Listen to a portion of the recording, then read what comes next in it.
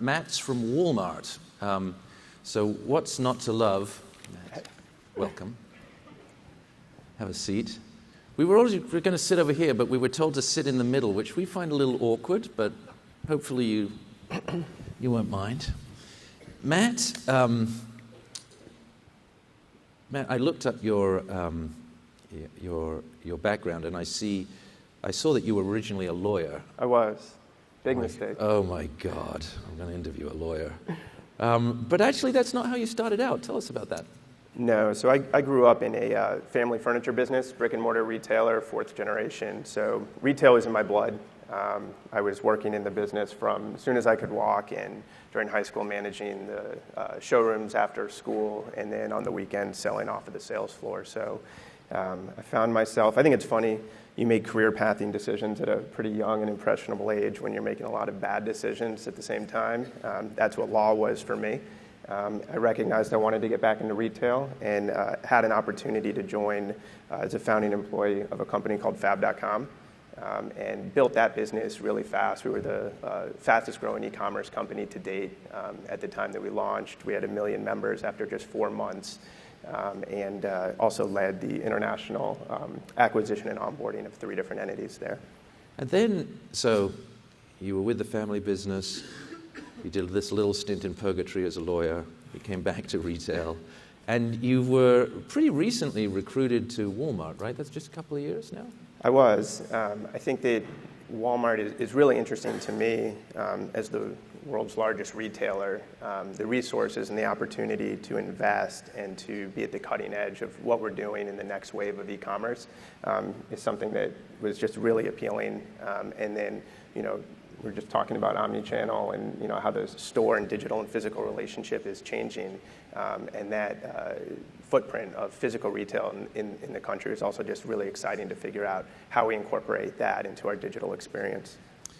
So your role at Walmart has changed a little bit, but when you were really hired in the home category, right? That's correct. And although things have changed for you over the last few months, which we were going to talk about, why don't we start out in the home category, and what do you see changing there?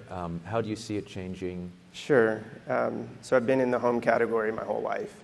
It tends to be a category that evolves more slowly than some other industries, and that's for a variety of reasons. I think that in e-commerce, it's happening for 2 reasons, really. One is that your home furnishings decision making, it's a very considered purchase. When e-commerce started growing, it was more commodity products, books, DVDs, things you knew exactly what you were getting. It moved into consumables and diapers and pet food. And even though the home category has doubled over the last 4 years, it still represents roughly about 7% online. So I think we're about to kind of reach that watershed moment when it explodes. And the second reason is that most people don't make these considered home furnishings decisions until they're in their early to mid-30s. And you look at millennials driving the majority of e-commerce today, they're still 20 to 34 years old. They haven't entered this market. And you see how disruptive their purchasing power has been in the apparel industry in just the last few years, and really kind of moving the needle to digital or e-commerce first. And I think that the home furnishings industry is about to have that kind of moment over the next 3 to 5 years. Fascinating. So I'm going to go through a couple more questions here with Matt. I'm going to tell you what they are in advance. And then I want you to think about what questions you have for him. We only have 20 minutes. We're at 16 left. So I'm going to talk a little bit now about Walmart versus Amazon. We're going to talk a little bit then about Jet, which I think is fascinating for the industry. And then we'll probably go to questions. Sure. So let's talk about how do you see Amazon? Everyone in this space is competing with them. They're the behemoth, but you're also the behemoth. We are. I think that for me personally, when I'm thinking about business decisions and where to invest my resources, I'm thinking about the customer first, not necessarily what our competitors are doing.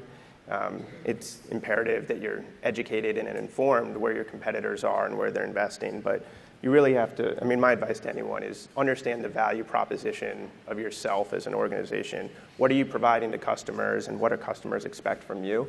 And make sure that that's where you're investing, that that's where your focus is. So For Walmart, that's pretty simple.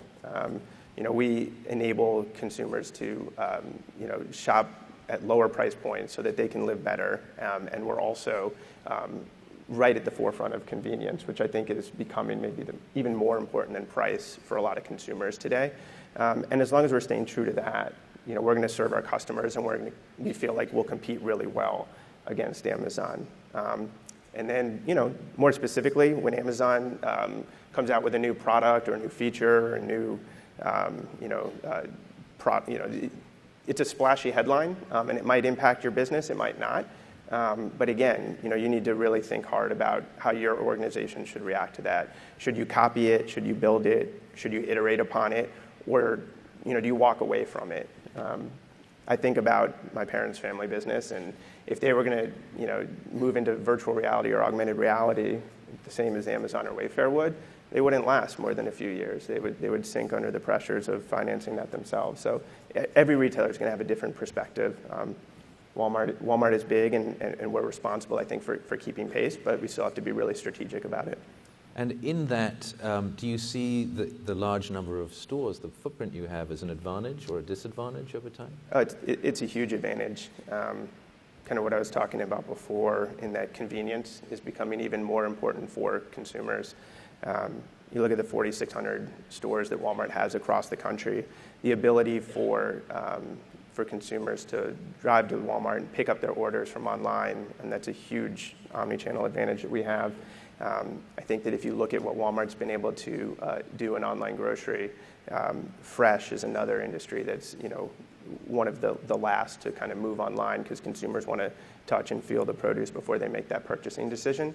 We've had tremendous success rolling out online grocery across the country, and no one can touch that supply chain infrastructure of fresh that Walmart has. And then we're being innovative on top of that. We're utilizing Uber and Lyft for last mile delivery, so consumers can order groceries and have it delivered same day without ever leaving their home. And it's a competitive advantage. That's interesting. So, I think everyone here could automate using Uber and Lyft. I would imagine those partnerships would be available to everyone. Yeah, I think they'd be happy to take that phone call. I worked at a startup called Quirky at one point, and we had a great Uber partnership where we were delivering air conditioners direct to consumers' homes in Manhattan on the most sweltering day. And it's a really fun and innovative way to partner and market and provide services for your customers. So let's move on to acquisitions. You've done a few acquisitions, and let's start with Jet, because it was $3.3 billion and didn't have a huge amount of revenue at that particular moment. So that's a big bet on Jet. What was the similarities you see between Jet and Walmart? Why'd you do it? What's the big deal there? Well, I think they did have some pretty material revenues at the time, but and obviously I wasn't in the room when the decision was made to acquire or the purchasing price. But I think that my takeaway is that when you peel the onion for the value proposition of Jet, just like we were talking about before, it mirrors really well with Walmart's core values. Jet was built on a principle of lowering costs and offering convenient services to their customers. And they built proprietary, really innovative technology they call smart cart technology. So as consumers shop, they're actually able to lower the cost of the basket of what they're purchasing.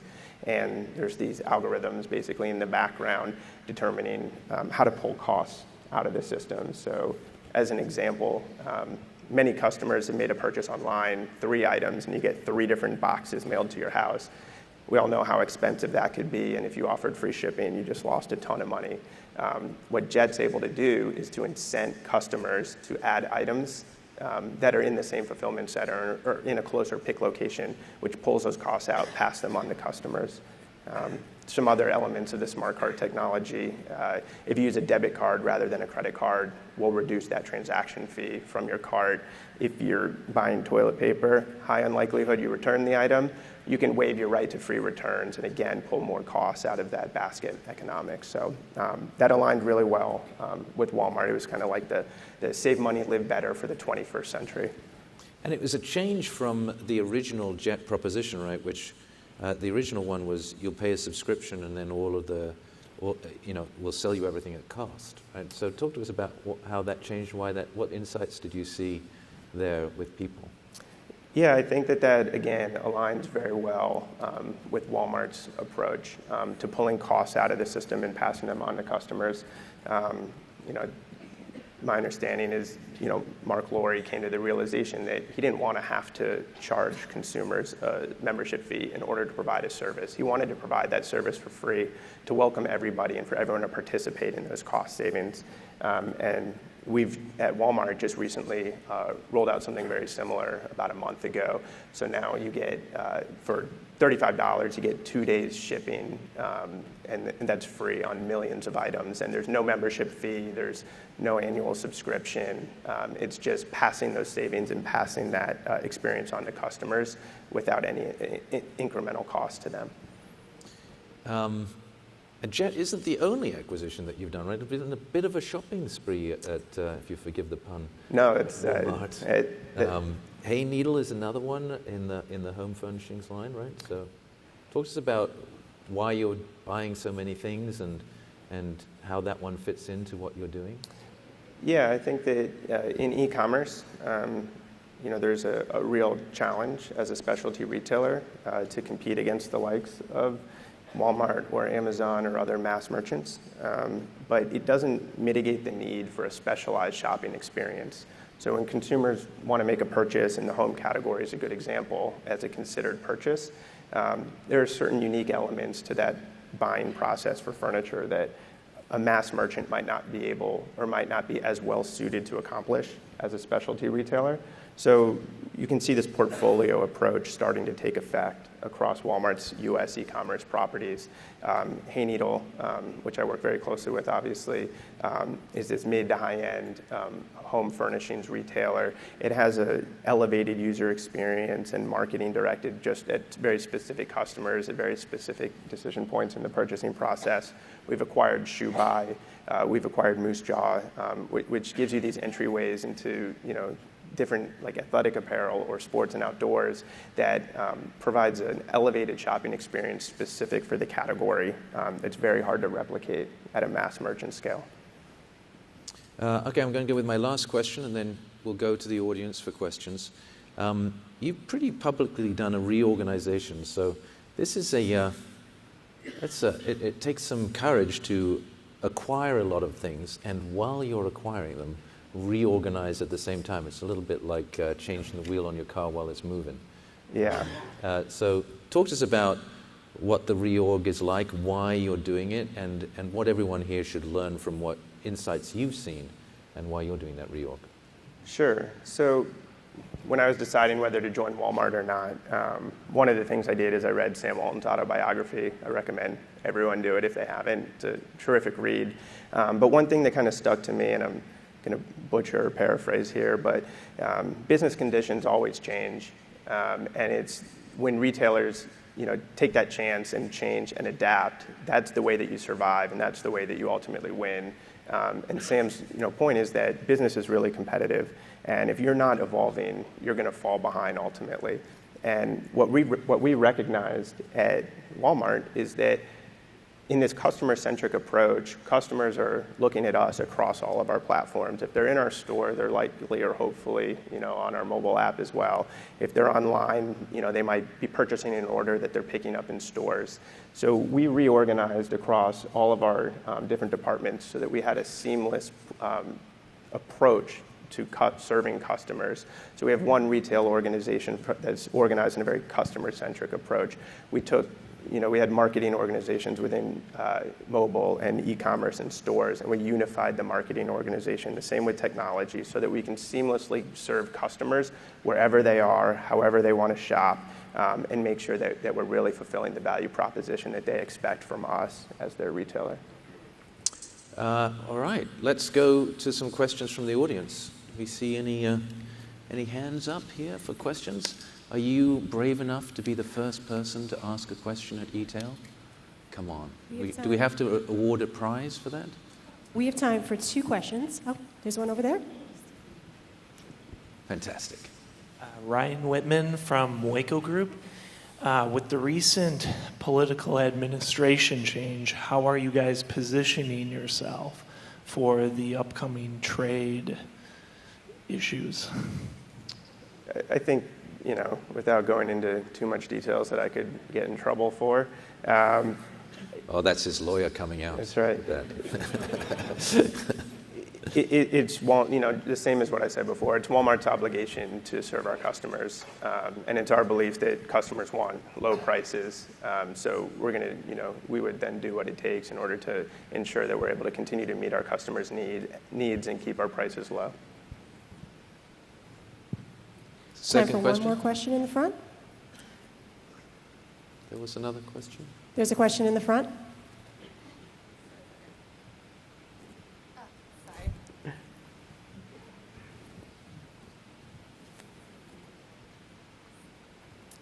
Hi, my name is Malcolm Scoville. I'm the head of business development at a mobile shopping marketplace called Top Hatter. And a lot of the sellers that we work with say they're starting to sell on your marketplace, on the Walmart marketplace. Could you share any insights that are, just what your guys' plans are with building out the opportunity for other businesses to sell directly on your platform? Sure. So our Walmart.com's marketplace, Jet has a marketplace as well. But the goal there is to make sure that we have the right assortment for our customers when they come to our site. You're only able to put so many items into a fulfillment center, so you can get that long tail assortment through our marketplace efforts. I think that we welcome any sellers to join our marketplace. You'd get in contact with our team, and we would have those discussions about what that process is. But if you look at the assortment growth on Walmart, I think it quadrupled last year. So it is a huge imperative of our business in order to meet that customer need and have every item that they might want at any given time. Are there any particular things that when someone's looking to sign up for that marketplace, you're looking, I suppose, for things that are unique that you do not have?